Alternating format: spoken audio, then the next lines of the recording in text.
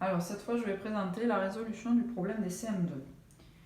Donc je regarde ma fiche méthodologique. La première chose à faire, c'est je lis l'énoncé. Donc je le lis dans ma tête. J'ai 824 € dans ma tirelire. Je veux les partager équitablement avec mes 3 frères et sœurs. Quelle sera la somme de chacun? Autrement dit, combien d'argent aura chaque enfant? Deuxième chose à faire, je cherche les mots que je ne comprends pas. Donc comme j'avais dit avec le problème des CM1, un mot qui peut poser problème, c'est le mot équitablement. J'ai cherché un dictionnaire, on me dit que c'est partager quelque chose de manière juste, c'est-à-dire partager de manière à ce que chacun ait la même somme, la somme exacte. Donc je vais le souligner puisque c'est très important dans mon problème et je vais mettre un égal dessous pour dire que chaque enfant aura exactement la même somme. Un autre mot important, c'est le mot partager, on y reviendra dessus. Et le mot avec, que je souligne aussi. Pourquoi? Parce que je m'inclus dans le problème. Donc je dois partager quelque chose avec mes 3 frères et sœurs. Autrement dit, moi aussi, je vais recevoir de l'argent. Une fois que j'ai souligné les mots importants, j'entoure bien sûr la somme à partager et je vais souligner l'unité qui est concernée dans le problème, c'est-à-dire les euros.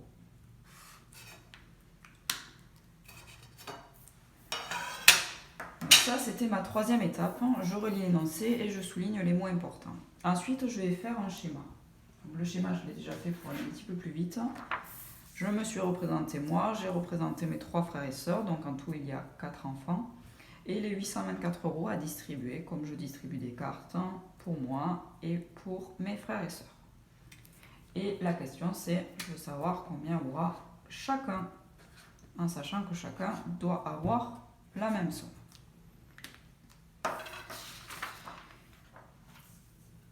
Donc juste après ça, normalement il faut trouver l'opération et calculer. Mais moi je vais expliquer quand même par quoi on aurait pu passer si on n'arrivait pas à trouver l'opération de suite. Donc il y a une phase qu'on peut utiliser, c'est la phase avec le matériel.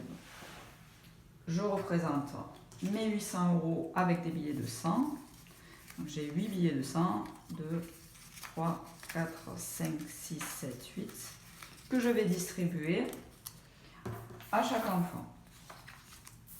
Donc un pour toi, pour toi, pour toi, pour toi. Et deuxième tournée, chaque enfant a 2 billets de 100. Ça c'est fait. Ensuite il me reste 24 € à distribuer. Donc 24 €, c'est 2 billets de 10 et 4 pièces de 1 €. 4 pièces de 1 €. Alors ici je vais avoir un problème, c'est que mes 2 billets de 10, je ne vais pas pouvoir les couper en morceaux pour les distribuer à chacun.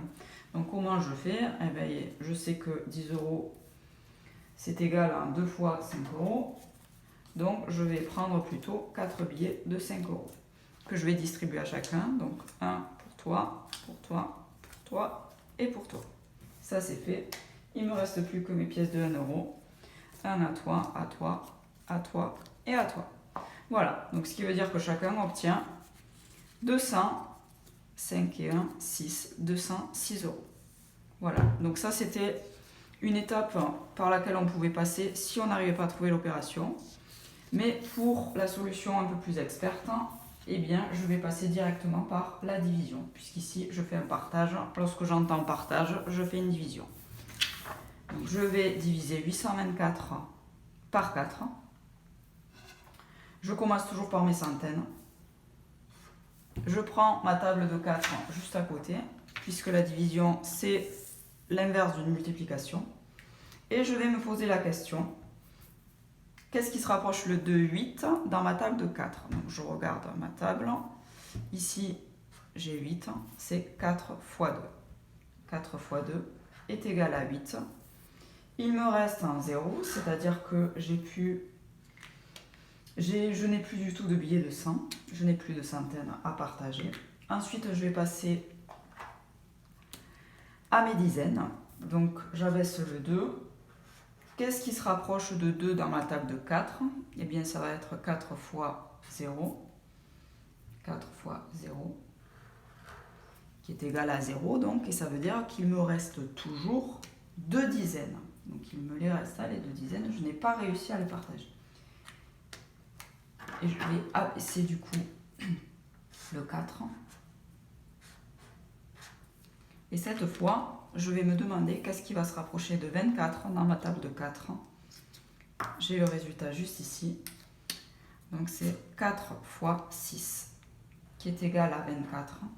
Je tombe pile sur 24. Il me reste 0. C'est bien ça, 206 €. Je vérifie avec le matériel. Exactement. Donc j'écris ma phrase réponse. Je reprends ma question. Quelle sera la somme de chacun? La somme de chacun